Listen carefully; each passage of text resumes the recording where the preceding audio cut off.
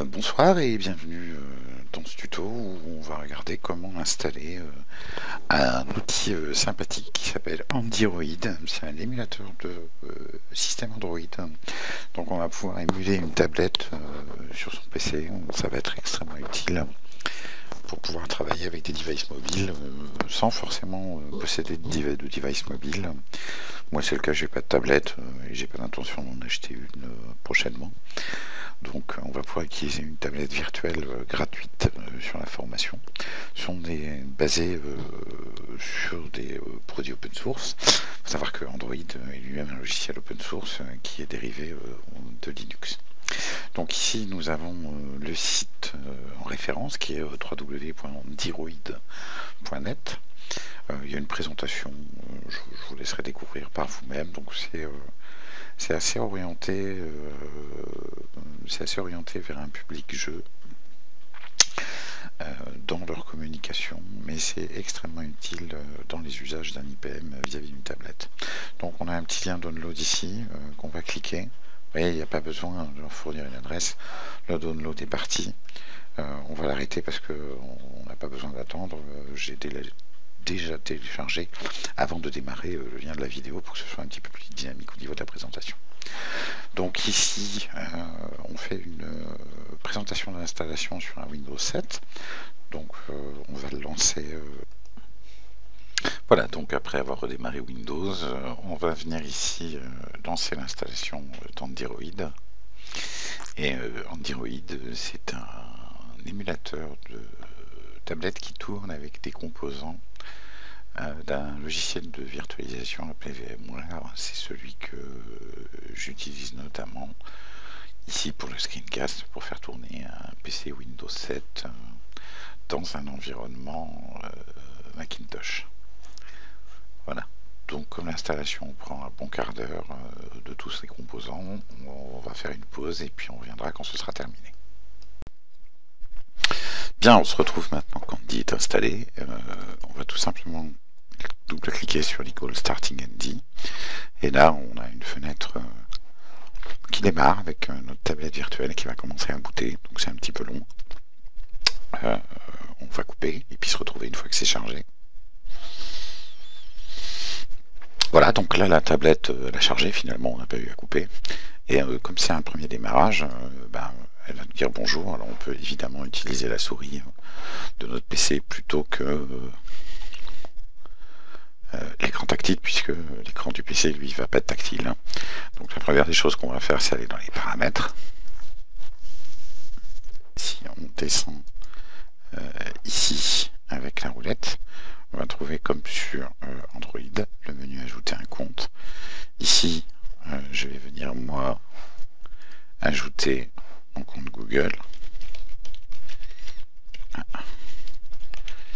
Le clavier devrait être passé en français bien évidemment, ce qui va être super pratique d'un point de vue du mot de passe.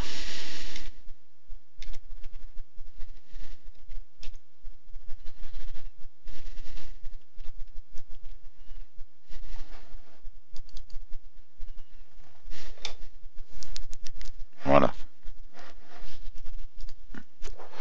On va décocher garder la sauvegarde puisque cette tablette elle est virtuelle et que je la rattache à mon vrai compte Google.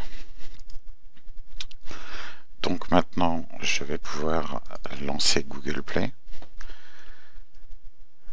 et tout simplement venir, clavier anglais, c'est le souci, chercher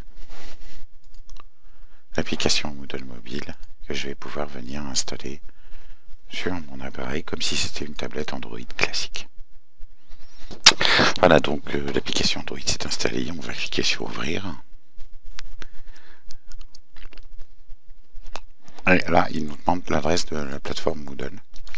Donc on va lui donner l'adresse. Apparemment, le copier-coller ne fonctionne pas depuis le PC. Donc l'adresse est IPMEAD 2015. Ouf là là, catastrophe. Donc on va régler ce problème de clavier histoire. Donc pour le problème du clavier, on va lancer les paramètres ici, aller dans la partie langue et saisie.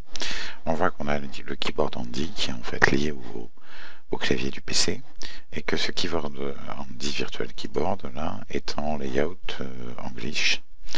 Donc on va faire configurer les dispositions du clavier, et moi comme je suis sur un clavier AZERTY français, je vais lui dire que c'est un clavier French. Tout simplement, et normalement nous devrions avoir maintenant un clavier qui correspond davantage à ce qu'on sait faire. Voilà, donc je saisis l'adresse de la plateforme, ça marche beaucoup mieux, IPMEAD 2015. Clavier numérique ne marche pas, IPMEAD 2015.16mb.com/Moodle.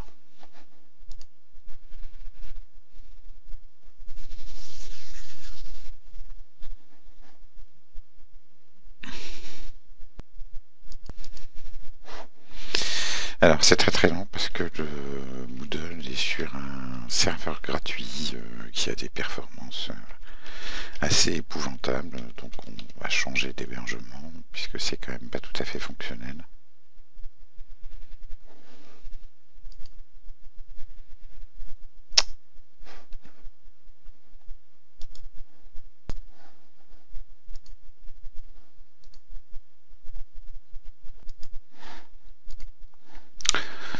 Voilà, donc on arrive sur le client Android de Moodle, on s'est identifié, puis maintenant on va accéder à notre contenu, et en arrivant sur ma page, on a un contenu SCORM dans un cours qui est le travail précédent que l'on a fait dans le lieu de présentation des outils TIS de Tijani.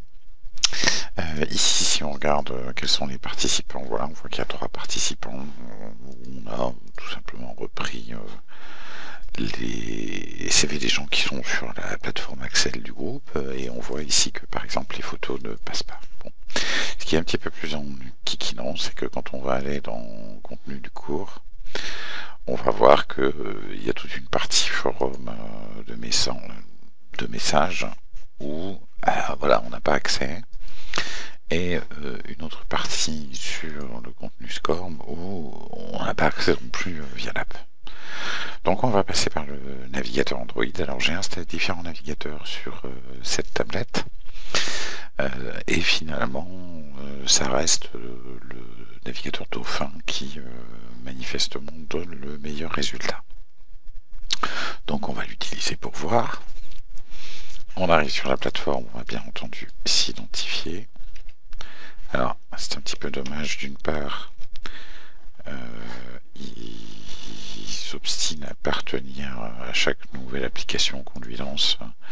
Il semble qu'il se décide systématiquement à se remettre en anglais, c'est un petit peu pénible, pour ne pas dire autre chose. Et donc là, ici, on va reprendre notre connexion, là où on en était. Et on va pouvoir, une fois qu'on s'est authentifié, venir se connecter directement sur la plateforme de Moodle. Voilà, je vais enregistrer le mot de passe pour qu'il ne nous embête pas. Et ici, on voit qu'au niveau du cours, on a un descriptif où on a mis une petite image, histoire. C'est pas parce qu'on travaille dans la bonne humeur qu'on travaille moins bien. Et là maintenant, on va tenter d'entrer dans le cours SCORM pour voir comment est-ce qu'il s'en sort. Donc le cours SCORM a été compilé avec le template web expérimental Aurora, et jusqu'à présent, on va faire un petit peu de place. Bon, jusqu'à présent, ça semble à peu près pas mal. On va voir que ça se passe pas forcément toujours très bien avec la partie mobile. Bon, donc déjà, on a un premier souci qui est qu'on ne peut pas accéder. Alors, c'est quand même assez spécifique à la plateforme mobile. Il faut savoir que donc là on est sur le même site, hein, cette fois-ci on est sur PC avec tout simplement un Google Chrome. On voit ici qu'on a la même chose et que lorsque l'on va rentrer dans le cours, dernière page consultée, avec un peu de chance, voilà, on va se retrouver dans notre page. Donc on va pouvoir ici regarder notre petite vidéo.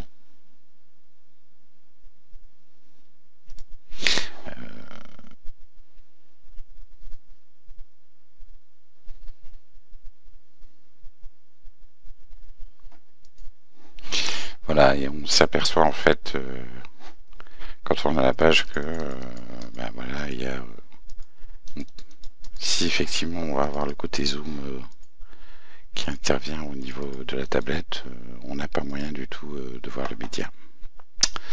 Voilà, donc ça conclut notre démonstration d'installation d'Android. On reviendra plus tard sur la compatibilité des différentes tablettes avec les différents supports web, dans la mesure où c'est quand même le sujet qui va nous préoccuper dans le devoir à venir. Merci beaucoup d'avoir suivi ce petit tuto.